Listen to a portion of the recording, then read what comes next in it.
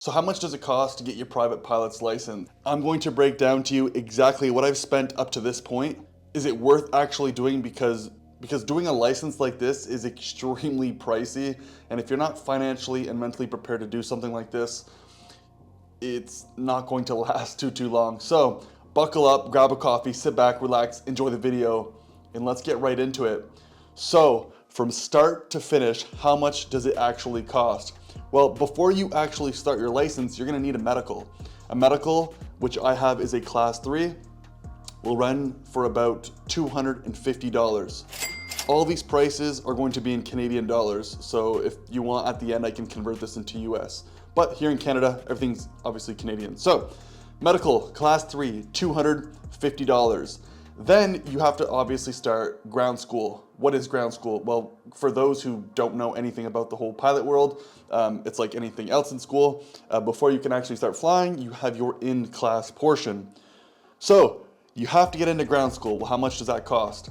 A membership fee, because every time you are at a club of some sort, a flying club, well, per year you have to pay a membership fee, $133. An application fee just to apply, $150. And then you need your in-class portion of ground school, which is $400. This will come to a total of $1,200 Canadian because for the membership fee, well, it took me, I'm on my 3rd year now of doing this license, and you have to pay an annual fee per year of $133. So $133 times 3, an application fee of $150, and your in-class ground school, $400. Well, on top of doing the in-class portion of the ground school, I also bought the online version of ground school on pilottraining.ca. This ran me another $310. Plus, I also renewed it because after 1 year, you can renew it for 6 months at a time. The renewal fee, $150, for a total so far of $1,659. But Keanu, don't you need materials for ground school? Oh yes, you need materials, and you need a lot of them. So let's get into it. You are going to need a book that is called From the Ground Up. That'll run you $50. You will then need a flight training manual, one of these guys, $35. You will then need a Cessna 172 Pilot Operations Handbook. This is going to run you $90. You will then need an E6B flight computer, which looks like this. Looks like this. These connect together. Yeah, you're gonna need one of these. That'll run you another $65. You will then need a VNC and a VTA. So just essentially your charts for the area. You guys have seen maps like this before. They look somewhat confusing to the average person. They're still confusing to me. Those ran me $50 for the both. You will then need an aviation information manual. I don't have one on me, but I'll throw it on the screen. That's another $35. And you will also need a CFS, a Canadian Flight Supplement. That's another $20, for a total of $2,004, just to have materials to be in ground school, which have obviously already costed you previous.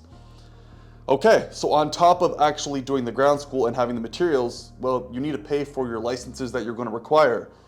Your first license you're going to need will be your radio operations license. That's $50. You will then have to pass an in-class portion exam called a P-STAR. That'll run you another $50. Once you pass that, you will need your student pilot permit, so you are essentially allowed to actually fly a plane solo under the supervision of an instructor. That'll run you another $150. And then once you have done all your written portion, your instructor feels comfortable, he thinks you are going to do very well in your big written exam, your PPAER, which is your Transport Canada written exam, it's like your final written, that's going to nail you another $120. And if you're like me and you passed 3 of 4 portions, well, I had to go redo a section, which 4 sections, you have your general knowledge, your navigation, meteorology, and meteorology. And I had failed one of the portions, which ran me another $65 to do. So far, a whopping $2,439, and we haven't flown yet. Okay, we're getting there. So then for the flying portion, Oh, I'm gonna need a coffee for this one. Before you even fly, well, you're going to need a knee board. What's a knee board? So a knee board is something you strap around your leg, and then you have everything you're going to need and more that's gonna sit inside here. Charts, paperwork, everything you could need. The knee board will run you $65. You will then need a pilot logbook. So one of these guys to mark all of your hours. I'll show you here what it looks like inside. So once you are flying, you just throw in your aircraft, your hours, and all that stuff inside here. That'll run you another $30. And if you really have enough money or you want to spend the extra penny, you can go and buy yourself a really nice headset because they can range between $250 to almost $2,000 Canadian. Absolutely wild. But for this case, we are not throwing in the headset. So as of right now, we are at a whopping $2,534, and we haven't even flew a plane. Yeah, this is nothing. Now we're going to get into the portion where you might want to have some money put away, because if you're like me, yeah, you don't want to go there. So how much does it cost to rent a plane? I get this question a lot. Well, to rent an aircraft, it's easy. It's only $200 per hour. Yeah, $200 an hour. Oh wait, and you have to also pay an instructor another $95 per hour. So to rent an aircraft, $295 per hour. Yeah, oh, but, well, how many hours do you need to fly? Well, you could technically do it in 45 hours. That is the minimum that you are allowed to get your pilot's license here in Canada, but realistically, you're not going to do it in 45 hours. Unless you had a private instructor that you flew 5, 6, 7 days a week for X amount of time, you could possibly do it in that time. But most people do it between 65 to 75 hours, and you can see where this is going. So how much has it costed me up to this point? Well, I'm gonna show you the actual receipt. I'm not even going to bother to name you all the flights. Let's see if I can focus in on this. All the flights that I have done up to this point. But I'm gonna turn this around the camera. So this is just in flights. This is just the flights as of this far in my license, and I'm not done my license. I'm almost done, but we'll get to that. So I'm gonna put this in highlighter here. I'm gonna show that to you. See if we'll focus in. $23,905 in flights.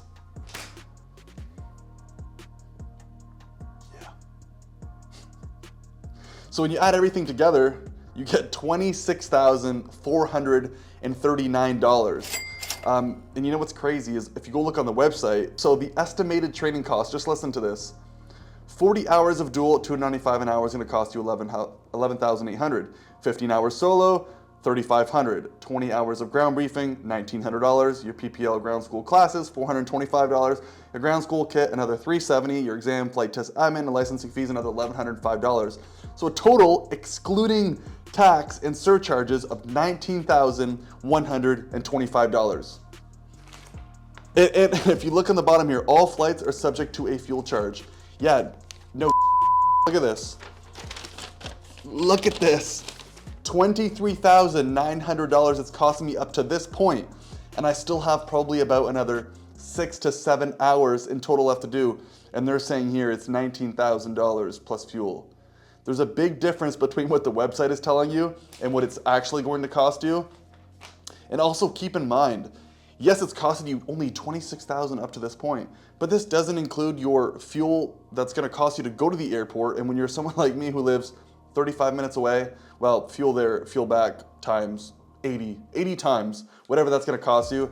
Then you gotta think, this is just the minimum materials I'm pointing out to you. You can get so many more extra study materials for test flight guides, mock flight tests that you can purchase, different types of materials you can use to study and prep for your exams, or materials to study off of.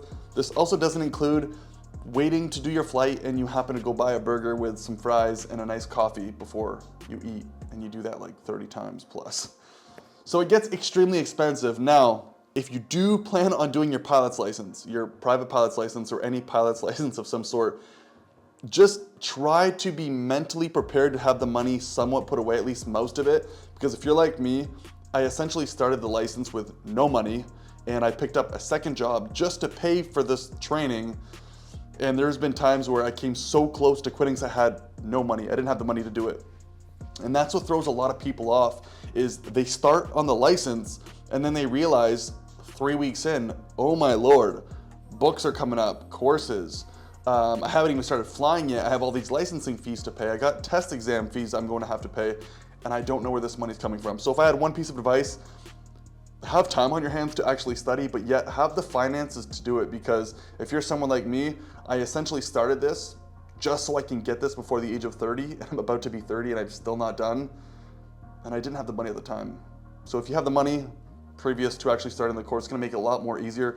And think of it like this, the more you fly more frequent, the better you are going to be at flying, and the cheaper it's going to be, because if you're flying 5 days a week in a perfect world, Monday to Friday, for 3 months in a row or 2 months in a row, well, you're gonna be so much more on point versus someone like me who's had to deal with instructor availability, away on vacation, weather, finances being a big one. And when everything comes into play, you're only flying twice a week, 3 times a week at times. Sometimes you don't even fly for weeks on end.